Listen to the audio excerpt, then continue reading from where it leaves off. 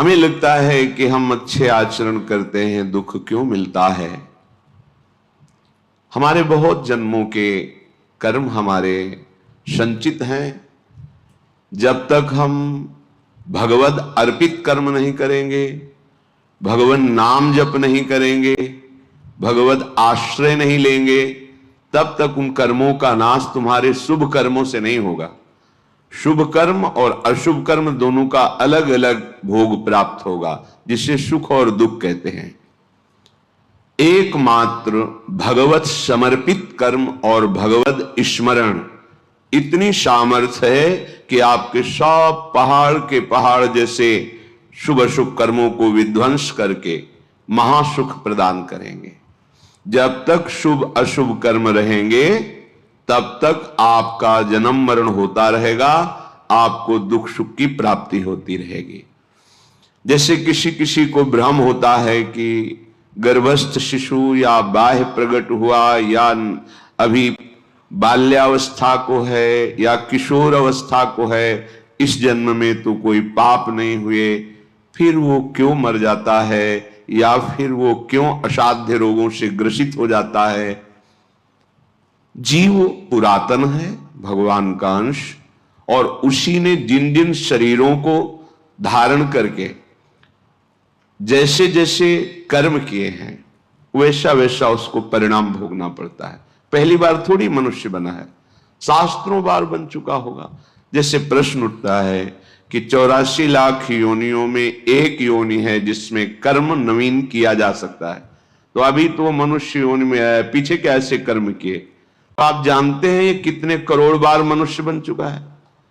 नहीं जानते। अल्पज्ञ होने के कारण आप प्रश्न कर देते हैं कि मनुष्य योनि तो 84 लाख योनियों में एक बार ही मिलती है और अभी वो मनुष्य बना है, कोई नवीन कर्म किया नहीं, ना शुभ ना अशुभ, फिर उसे दंड क्यों मिल रहा है? क्योंकि अन्य योनियों में किए हुए कर्मों का परिणाम मनुष्य योनि में नहीं भोगना पड़ता।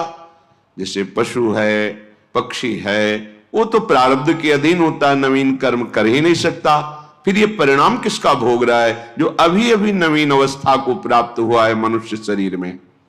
तो आप अल्पज्ञ हैं, आप पीछे के जन्म नहीं देख पा रहे कि आप करोड़ों बार मनुष्य बने हैं। हर बार आपने वासना की फिसलन में फिसल करके अशुभ कर्म किए और भगवान को प्राप्त होने वाले भगवत प्रीत्यर्थ कर्म नहीं किए, भजन नहीं किया। अनादिकाल से भटकते चले आ रहे हैं। ये क्यों म्यों छोड़ करके यदि शास्त्र और संतों की बात मान लें तो आपका ये जन्म सब कर्म संस्कारों को मिटाकर परम पावन भगवान के चरणों की प्रीति प्रदान कर दे। वही योग योग है, वही ज्ञान ज्ञान है, वही धर्म धर्म है, जिससे भगवान के चरणों में प्रीति हो जाए। वो कर्म धर्म योग ज्ञान किस काम का जो भगवान के नाम में प्रेम न हो, उनके रूप में प्रेम न हो, उनके श्री चरणों की भक्ति न हो हृदय में। बड़े बड़े महापुरुष योगेंद्र मुनीन्द्र भी जिनके चरणों का यश गाते हैं, चरणों की आराधना करते हैं, वो प्रभु हैं। सत प्रेमैक रसात्मनो पदतले न्यस्याभय स्थीयते।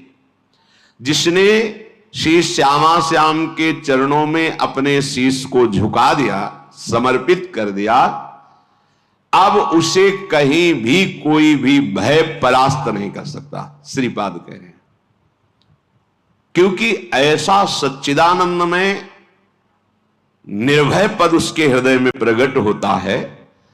तरहास्ते मम लोकतो नहीं भयम, नो धर्मतो नो दूरांत यदि व्याधि सतात किमन्य दखिलाधीसाच में नो भयम। आहा, अब उसे कोई लोकपाल भी भयभीत नहीं कर सकता। जिसके भय से वायु चलती है, सूर्य तपता है, मृत्यु अपने समय से काम करती है, वो ईश्वरों के ईश्वर भी भगवान श्री कृष्ण हैं। वही निर्गुण निराकार हैं, वही सगुण साकार हैं, पर ब्रह्म की प्रतिष्ठा है श्री कृष्ण गीता जी में। और उन्हीं श्री कृष्ण के हृदय का प्रेम समुद्र जब